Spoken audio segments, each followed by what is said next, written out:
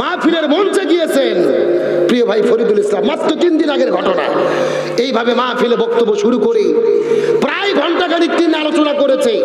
আলোচনা করতে করতে ওয়াজের ভেতরেই তিনি স্টপ করে এমন ভাবে চোখ উল্টানো শুরু করে দিয়েছে। সোশ্যাল মিডিয়ায় আপনারা ভিডিওতে দেখেছেন, ভিডিও দেখেই ভয় লাগতেছে। চোখ উল্টায়া পাল্টায়া কয়েক সেকেন্ডের ভেতরে মানুষের সামনেই তিনি ফিট হয়ে পড়ে গেলেন। মেডিকেলে নিয়ে যাওয়া হলো, আজকের বিদায় নিয়ে চলে গেলেন। আমরা দোয়া করি আল্লাহ ফরিদুল ইসলাম ভাইকে জান্নাতের মেহমান হিসেবে কবুল করুক, বলেন আমিন।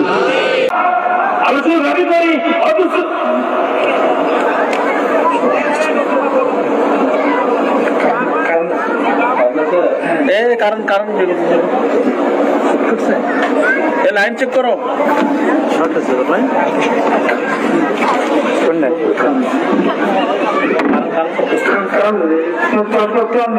সমস্যা হচ্ছে তো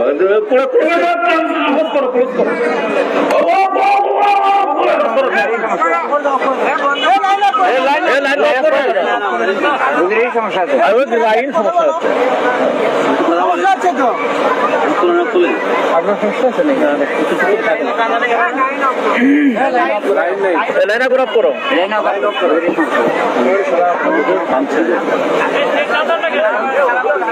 নিয়ে যান।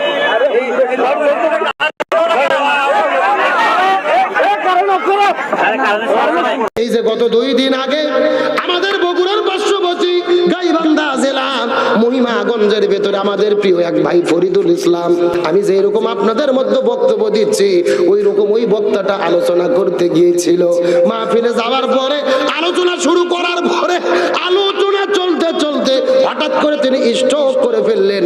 ব্রেন স্ট্রোক করে তিনি মাহফিলের মধ্যেই পড়ে গেল। হাজারো শ্রোতাদের সামনে মঞ্চের মধ্যেই তিনি পড়ে গেলেন। কথা বলতে পারেন না, আলোচনা আর শোনা হলো না। সবাই মিলে হুজুরকে নিয়ে দৌড়াদৌড়ি করে নিয়ে গেলেন মেডিকেলের মধ্যে চিকিৎসা করানোর জন্য। আজকে সকালবেলা নিউজ পাইলাম আমাদের প্রিয় ভাই ফরিদুল ইসলাম এই জমিন থেকে একেবারে বিদায় নিয়ে চলে গেছে। কত মাহফিলে তিনি দাওয়াত গ্রহণ করেছেন। এই যে মাহফিলের পোস্টারের ভেতরে তার নাম লেখা থাকবে, কিন্তু তিনি আর মাহফিলের মধ্যে বক্তব্য দিতে পারবে না। আমি আপনাদের মধ্যে কথা বলতেছি, শেষ পর্যন্ত মোনাজাত করতে পারবো তারও কোনো গ্যারান্টি নাই। বগুড়ায় ফিরে যেতে পারবো তারও কোনো গ্যারান্টি নাই। কখন কার মৃত্যুর ডাক আসবে আমরা জানি না। আল্লাহ যেখানে যার যাকে যেখানে যেইভাবে মৃত্যু আল্লাহ তাআলা লিপিবদ্ধ করে রেখেছে, 1 সেকেন্ড আগে হবে না, 1 সেকেন্ড পরে হবে না। সুতরাং 2 দিনের দুনিয়া, কিসের ক্ষমতা, কিসের অহংকার। আল্লাহর কোরআন বলে আল্লাযী খালাকাল মাউতা ওয়াল হায়াতা লিয়াবলুয়াকুম আইয়ুকুম আহসানু আমালা। আমি মানুষের জীবন সৃষ্টি করেছি পরীক্ষা করার জন্য, কারা ভালো ভালো আমল করে অন্ধকার কবরের মধ্যে যেতে পারে। ওই কবর কিন্তু প্রধানমন্ত্রী রাষ্ট্রপতি দেখবে না, ওই কবর কিন্তু বড় বড় হুজুর আর বক্তা দেখবে না। ওই কবর দেখবে আমল। আমল যদি ভালো হয় কবরটা জান্নাতের বাগান হবে, আর আমল যদি খারাপ হয় ওই কবর কিন্তু কাউকে ছাড়বে না। মাহফিলের মঞ্চে গিয়েছেন প্রিয় ভাই ফরিদুল ইসলাম, মাত্র 3 দিন আগের ঘটনা। এইভাবে মাহফিলে বক্তব্য শুরু করে প্রায় ঘন্টাখানিক তিনি আলোচনা করেছে। আলোচনা করতে করতে ওয়াজের ভেতরেই তিনি স্টপ করে এমন ভাবে চোখ উল্টানো শুরু করে দিয়েছে। সোশ্যাল মিডিয়ায় আপনারা ভিডিওতে দেখেছেন, ভিডিও দেখেই ভয় লাগতেছে। চোখ উল্টায়া পাল্টায়া কয়েক সেকেন্ডের ভেতরে মানুষের সামনেই তিনি ফিট হয়ে পড়ে গেলেন। মেডিকেলে নিয়ে যাওয়া হলো, আজকের বিদায় নিয়ে চলে গেলেন। আমরা দোয়া করি আল্লাহ ফরিদুল ইসলাম ভাইকে জান্নাতের মেহমান হিসেবে কবুল করুক, বলেন আমিন। আল্লাহ তাআলা তার অতীত জীবনের গুনাহগুলোকে মাফ করে দিক, বলেন আমিন। আল্লাহ তাআলা তার পরিবারকে সবুর করার মতো তৌফিক দান করুক, বলেন আমিন। আমার বন্ধুগণ, মুসলমান ভাইরা, গভীর মনোযোগ। যে বিষয়টি বোঝানোর জন্য বলছিলাম, এই যে মা গর্ভের মধ্যে সন্তানটা গ্রহণ করার পরে সবচাইতে বেশি কষ্ট গ্রহণ করতে হয় সন্তান যখন জন্ম দেয়। দুনিয়ার মধ্যে যখন সন্তান আসে, আল্লাহ যখন হুকুম করেন ওই সন্তান যখন দুনিয়াতে আগমন করবে, মায়ের জরায়ুর ভেতর দিয়ে বড় বড় 3টা পর্দা ভেদ করে দুনিয়াতে আগমন করতে হয়। প্রত্যেকটা মায়ের শরীরের মধ্য থেকে 1 নয় 2 নয় 2 বালতি থেকে 2.5 বালতি পর্যন্ত রক্ত শরীরের মধ্য থেকে ঝরে পড়ে যায়। আপনার মাও রক্ত ঝরিয়েছে, আপনার স্ত্রীও কিন্তু রক্ত ঝরিয়েছে। এই দুঃখ যন্ত্রণার কথা আপনার আমার চাইতে মা এবং বউ কিন্তু ভালো বুঝবে। আড়াই বালতি অর্থ ফুরাইলো, রক্ত শরীর থেকে ফেলে দিল, কিন্তু দুনিয়াতে সন্তান যখন আসবে, আল্লাহ যখন হুকুম করে সন্তান দুনিয়াতে চলে যাও, ওই সন্তান গর্ভের ভেতরে যুদ্ধ শুরু করে দেয় দুনিয়াতে আগমন করার জন্য। কিন্তু পা থাকে উপরের দিকে, কলিজা বরাবর, আর মাথা থাকে নিচের দিকে। এই সন্তান কেমনে যুদ্ধ করবে? ওই কলিজার মধ্যে পাও থেকে দে বারবার ধাক্কা মারতে থাকে। কত মা দুনিয়া থেকে বিদায় নিয়ে চলে যায়, সন্তান প্রসবের যন্ত্রণা সহ্য করতে পারে না। পৃথিবীর চিকিৎসা বিজ্ঞানে কোন বর্ণনা করে বলে, এই দুনিয়ার ভেতরে অন্তত 70% মহিলা প্রসব বেদনা সহ্য করতে না পেরে সন্তান যখন দুনিয়াতে আগমন করবেন, অজ্ঞান হয়ে সেন্সলেস হয়ে মাটির মধ্যে পড়ে যায়। কিন্তু আল্লাহর কি খেলা, ওই সন্তান দুনিয়াতে আসার পরে একবার যখন মা মা বলে কান্না করে, ওই সন্তানটাকে হাতের মধ্যে নিয়ে মায়ের বুকের সঙ্গে যখন টেকানো হয়, মনে হয় জীবিত মৃত মাকে আল্লাহ পরিপূর্ণ জীবিত করে দেয়।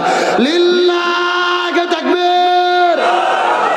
এখন আপনাদেরকে জিজ্ঞাসা করিয়াছেন, এই ধর মুসলমান, এই যে বাবা মা তো কষ্ট সহ্য করলেন, কিন্তু ওই বাবা মার সঙ্গে খারাপ ব্যবহার করে এমন কুলাঙ্গার সন্তান আমাদের দেশের মধ্যে আছে না নাই? যুবকদের দু ভাই হাত দিয়ে অনুরোধ করে বলি, নামাজ পড়ো, ওয়াজ করো, যাকাত দাও, রোজা রাখো। বাবা মার সঙ্গে যদি খারাপ ব্যবহার করো, আল্লাহর জান্নাতে যেতে পারবে। আমি এতক্ষণ পর্যন্ত বোঝানোর জন্য বললাম, তা বলে চিৎকার করে বলেন তো, সন্তান প্রসবের একটা যন্ত্রণা আছে না নাই? কিন্তু নবীর মা আমিনা বলে, কসম করে বলি মিথ্যা কথা বলবো না রে, আমি আমার সন্তান প্রসব করেছি, আমি বিন্দু মাত্র কোনো কষ্ট বুঝতে পারি না। ও আমার আরো সাল্লাকা ইল্লা রাহমাতাল লিল আলামিন। তাহলে কি বোঝা গেল? ওই নবীর রহমত কম না বেশি? আরো ধরে বলেন। তাহলে ওই নবীর আদর্শ যদি এই সমাজ চলে, এই বাংলাদেশ চলে, এই দেশের উপরে রহমত আসবে কি আসবে না? কিন্তু বর্তমানে অনেকেই ফতুয়া দিচ্ছে, জাগাবিত ইসলাম যদি ক্ষমতায় যায়, কোরআন যদি ক্ষমতায় যায়, কারো হাত থাকবে না, সবার হাত কাটা হবে। এরকম ফতুয়া শুনেছেন না? ভালো করে বোঝেন, কারণ আল্লাহর কোরআন বলেছেন, ওয়াসারিকু ওয়াসারিকাতু ফাকতাউ আইদিয়াহুমা, কেউ যদি চুরি করে, ও ছেলে হোক অথবা মেয়ে হোক, তাদের হাত কাটতে হবে। কার কথা? কিন্তু দুর্ভাগ্যজনক ব্যাপার হলো, এই আয়াতের সঠিক ব্যাখ্যা কোনো নেতাও বলে না, কোনো হুজুরও বলে না। রিভাব কমাও তো দেখি, কত বাড়ি খাও কমাও। ভালো করে বোঝেন, এই আয়াতের সঠিক ব্যাখ্যা কি আমাদের জানার দরকার আছে না নাই? চুরি করলেই সবার হাত কাটা পড়বে না। চোর হলো দুই প্রকার, একটা হলো অভাবে আর একটা হলো স্বভাবে। জোরে বলেন, চুরি কত প্রকার? এখন আপনাদের প্রশ্ন করি, আপনাদের এই লক্ষ্মীপুর বাজারের আশেপাশে, আপনাদের এলাকার ভেতরে আলু চোর, বেগুন চোর, মরিচ চোর, পিঁয়াজ চোর, এইরকম দুই চারটে ছেঁচড়া চোর, আবুল মফিজ কুদ্দুস কি আছে? যেরকম আছে? আচ্ছা বলেন তো, এরা অভাবে চুরি করে না স্বভাবে? হ্যাঁ, ভালো করে বোঝেন। অভাব, বাজার করার টাকা নাই, বইয়ের পেটত ভাত নাই, ছেলের শরীরে পোশাক নাই, এই জন্য তারা অভাবে চুরি করে। আল্লাহর কোরআন বলতেছে, অভাবে যারা চুরি করে এদের হাত কাটা পড়বে না। এদের সর্বপ্রথম সরকার 5টা বিষয়ের গ্যারান্টি দেবে, খাদ্য, বস্ত্র, বাসস্থান, শিক্ষা, চিকিৎসা, এই 5টা বিষয়ের গ্যারান্টি দেওয়ার পরে যদি তারা চুরি করে, তখন তাদের হাত কাটা পড়বে। এখন আপনাদের প্রশ্ন করতে চাই, আপনাদের এলাকার ছেঁচড়া চোরকে সরকার যদি বাড়ি করে দেয়, 3 সন্ধ্যা গরুর গোশতে ভাত দেয়, এরা চুরি করবে? এরা জিব্রাইলের খেলাতো ভাই সেজে ঘুরবে রে পাগল, এদের কোনো টেনশন নাই।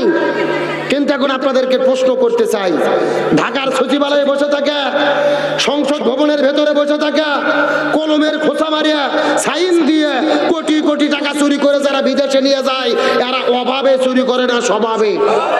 আরো জোরে বলেন। এদের কোনো অভাব নাই, ব্যাংকে কোটি কোটি টাকা, 4-5টা গাড়ি, বিদেশে বেগম পাড়াতে বাড়ি, এরা চুরি করে স্বভাবে।